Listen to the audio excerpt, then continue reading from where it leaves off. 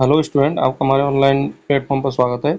दोस्तों, आज हम हिंदी की शिक्षण विधियों के बारे में बात कर रहे हैं। और देखिए, हिंदी की शिक्षण विधियों की थ्योरी क्लास कंप्लीट कर चुके हैं।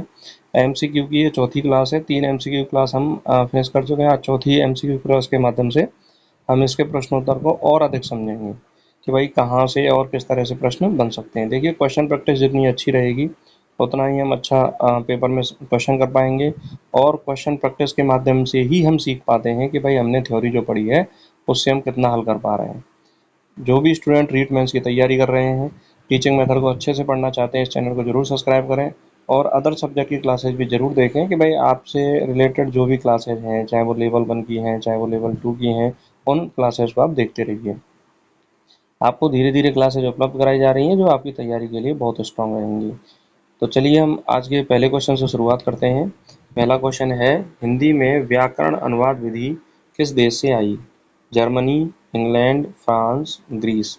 देखिए, हिंदी में जो व्याकरण अनुवाद विधि है वो है जर्मनी से आई। कहाँ से आई? जर्मनी से। सीधा सीधा क्वेश्चन है। इसका राइट आंसर आपका क्या है? ए। अगला क्वेश्चन है, प्रत्यक्ष विधि का आधार क्या है? प्रत्यक्ष विधि का आधार क्या है? अनुकरण और अभ्यास, मातृभाषा पर आधारित अनुवाद, स्मरण और पुनरावृत्ति, और केवल लेखन। तो देखिए, प्रत्यक्ष विधि का जो आधार है कि भाई प्रत्यक्ष विधि कहती है कि जैसी भाषा है उसी का अनुकरण करो और उसी का अभ्यास करो। तो इसमें राइट आंसर आपका क्या हो जाएगा? अनुकरण और अभ्यास, ए। अगला क्वेश्चन है, बालक को भाषा सिखाने के लिए भाषा को सीधे अनुभवों से जोड़ना चाहिए। यह किस विधि की विशेषता है? प्रत्यक्ष विधि, व्याख्यान विधि, श्रुत लेखन विधि और रसास्वादन विधि। तो देखिए, बालक को भाषा सिखाने के लिए भाषा को सीधे उसी अनुभव से जोड़ना चाहिए। यह विधि है डायरेक्ट मेथड अर्थात प्रत्यक्ष विधि का। तो इसमें राइट आंसर आपका क्या है? ए। और ये इंपॉर्टेंट क्वेश्चन भी है। इससे हमें प्रत्यक्ष विधि के बारे में पता भी चलता है और भाषा शिक्षण की सबसे अच्छी विधि मानी जाती है प्रत्यक्ष विधि। नेक्स्ट हम बात करते हैं, हिंदी शिक्षण की कौन सी विधि पाठ को छोटे छोटे खंडों में विभाजित कर पढ़ाने पर बल देती है? खंडान्वय विधि, दंडान्वय विधि, वाचन विधि और व्यतिरेक विधि। तो देखिए, व्यतिरेक विधि तो सही और गलत की तुलना करके बताती है। वाचन विधि बोलकर अभ्यास करने पर बल देती है। दंडान्वय विधि पूरे पाठ को, पैराग्राफ को पढ़ के उसका संपूर्ण अर्थ बताती है। खंडान्वय विधि पाठ को छोटे छोटे खंडों में विभाजित करने पर जोड़ देती है। तो इसका राइट आंसर आपका क्या हो जाएगा? ए। क्या रहेगा इसका? ए। नेक्स्ट है, समवाय विधि का प्रमुख आधार क्या है? संश्लेषण, अनुवाद, अनुकरण, तुलना। तो देखिए, समवाय विधि जो होती है इसमें छात्र और शिक्षक दोनों सक्रिय रहते हैं और एक दूसरे का सहयोग करते हुए आगे बढ़ते हैं। तो समवाय विधि का जो प्रमुख आधार होता है वह होता है संश्लेषण। क्या होता है? संश्लेषण। तो इसका राइट आंसर आपका क्या हो जाएगा? ए। तो ये इंपॉर्टेंट भी है, इसको याद रखिए। नेक्स्ट है, श्रुत लेखन अभ्यास विधि किस कौशल को सबसे अधिक विकसित करती है? श्रुत लेखन मतलब सुनकर लिखना और उसका अभ्यास करना। लेखन और वर्तनी, पठन, श्रवण, व्याकरण। तो देखिए, सुनकर लिखने का जो अभ्यास करना है वह लेखन और वर्तनी कौशल को विकसित करती है। तो इसका राइट आंसर क्या हो जाएगा? ए।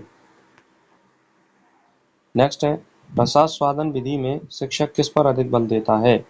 व्याकरण के नियम पर, साहित्यिक सौंदर्य बोध पर, लेखन अभ्यास पर और अनुवाद अभ्यास पर। तो देखिए, रसास्वादन विधि जो है वो काव्य पाठ की पद्य शिक्षण की एक विधि है जिसमें कोई भी शिक्षक है वह साहित्यिक सौंदर्य बोध पर क्या देता है?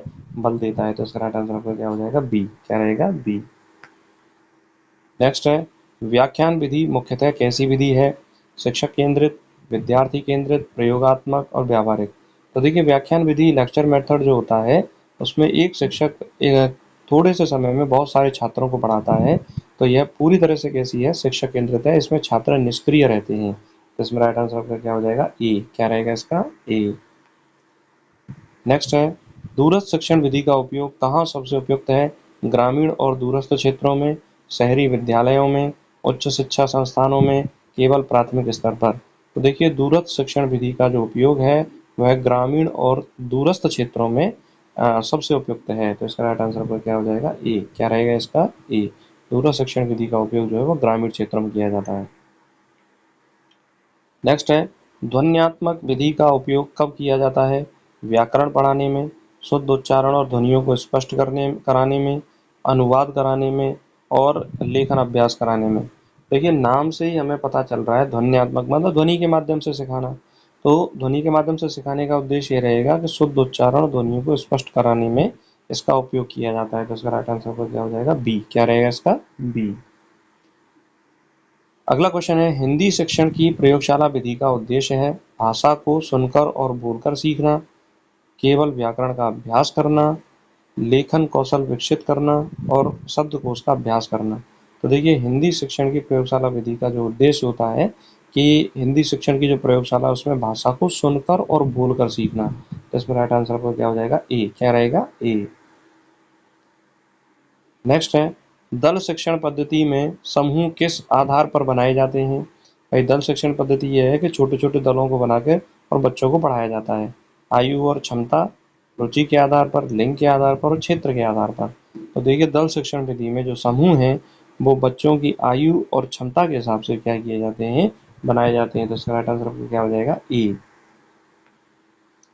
नेक्स्ट है, वाचन विधि में छात्र किसका अभ्यास करते हैं?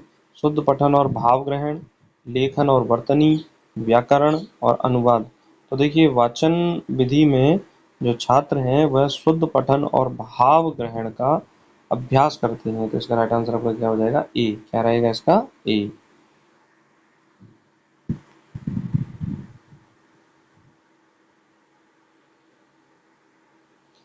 नेक्स्ट है, अभिक्रमित अनुदेशन विधि प्रोग्राम्ड इंस्ट्रक्शन मेथड किस शिक्षा मनोविज्ञानी से जुड़ी है? Skinner, Pavlov, Thorndike, Watson. तो देखिए अभिक्रमित अनुदेशन विधि का जनक किसे कहा जाता है? स्किनर को कहा जाता है। इसमें पाठ को छोटे छोटे टुकड़ों में पढ़ा जाता है, क्वेश्चन और आंसर तुरंत ही हमें अपने क्वेश्चन का आंसर मिल जाता है। स्व अध्याय पर आधारित ये विधि है। तो इसका राइट आंसर पर क्या होगा? ए। स्किनर को अभिक्रमित अनुदेशन विधि का क्या माना जाता है? जनक माना जाता है। नेक्स्ट विधि है, सूत्र विधि का प्रयोग मुख्यतः किसके लिए होता है? व्याकरण नियम याद कराने के लिए, निबंध लेखन के लिए, कविता पाठ के लिए, वाचन अभ्यास के लिए। देखिए सूत्र विधि को निगमन विधि भी कहते हैं। क्या बोलते हैं? निगमन विधि। और निगमन विधि का जो उपयोग है उसमें नियम पहले याद किए जाते हैं, उदाहरण बाद में आते हैं। तो इसमें व्याकरण नियम याद कराने के लिए सूत्र विधि का प्रयोग किया जाता है। तो इसका राइट आंसर आपका क्या हो जाएगा? ए। क्या रहेगा? ए। नेक्स्ट है, दंडान्वय विधि का एक दोष है। यह विधि व्याकरण पर अत्यधिक केंद्रित है, आत्मविश्वास बढ़ाती है, स्वाध्याय की प्रवृत्ति को विकसित करती है, अनुशासन में सुधार करती है। तो देखिए आत्मविश्वास बढ़ाना, स्वाध्याय प्रवृत्ति और सुधार, अनुशासन में सुधार करने तो गुण हो जाते हैं। लेकिन ये विधि जब काव्य पाठन में इसका यूज किया जाता है तो व्याकरण का सबसे ज़्यादा प्रयोग किया जाता है। और जरूरी नहीं है सभी छात्र व्याकरण में उतने दक्ष हों। तो यह विधि व्याकरण पर अत्यधिक केंद्रित है। यह इसका प्रमुख दोष भी है। तो इसका राइट आंसर क्या हो गया? ए। क्या रहेगा इसका? ए। नेक्स्ट है, विद्यार्थियों में समानताओं और असमानताओं को स्पष्ट करना किस विधि से संबंधित है?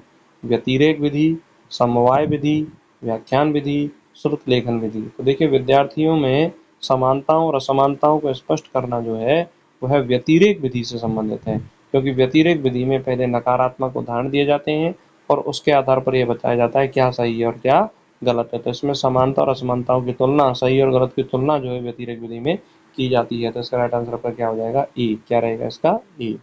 ये इंपॉर्टेंट क्वेश्चन भी है एग्जाम की दृष्टि से, इसको याद रखो।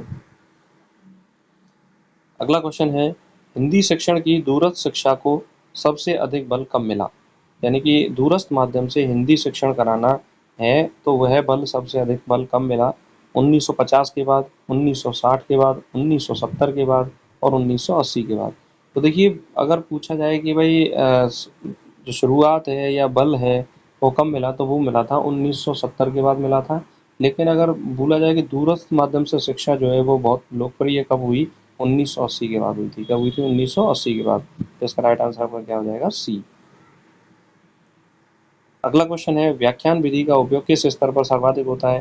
प्राथमिक, माध्यमिक, उच्च माध्यमिक और उच्च शिक्षा और केवल बालवाड़ी। ध्यान दीजिए व्याख्यान विधि का जो प्रयोग है वो उच्च शिक्षा में सबसे ज़्यादा किया जाता है, क्योंकि वहाँ पर एक शिक्षक जो है वो कम समय में अधिक छात्रों को एक साथ बैठाकर पढ़ा सकता है।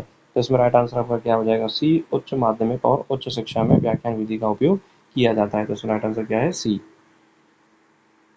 नेक्स्ट है, प्रत्यक्ष विधि का सबसे बड़ा दोष है ग्रामीण क्षेत्र में असफल होना, विद्यार्थियों की सक्रियता कम होना, समय की बर्बादी होना, शिक्षक पर निर्भरता। तो देखिए प्रत्यक्ष विधि का जो सबसे बड़ा दोष है वह यह है कि ग्रामीण क्षेत्रों में इतने अधिक तरीके से हम जो है उसका प्रयोग नहीं कर पाते हैं, तो ये ग्रामीण क्षेत्रों में असफल हो जाती है। तो इसका राइट आंसर अपने क्या हो जाएगा, ए। क्या रहेगा, ए। तो दोस्तों इस तरह से हमने 20 क्वेश्चन के माध्यम से इस टॉपिक को समझा। आशा करता हूँ कि आपको ये क्लास अच्छी लगी होगी। अगर आपको ये क्लास अच्छी लगी तो इस क्लास को लाइक करें और अपने दोस्तों तक शेयर करें।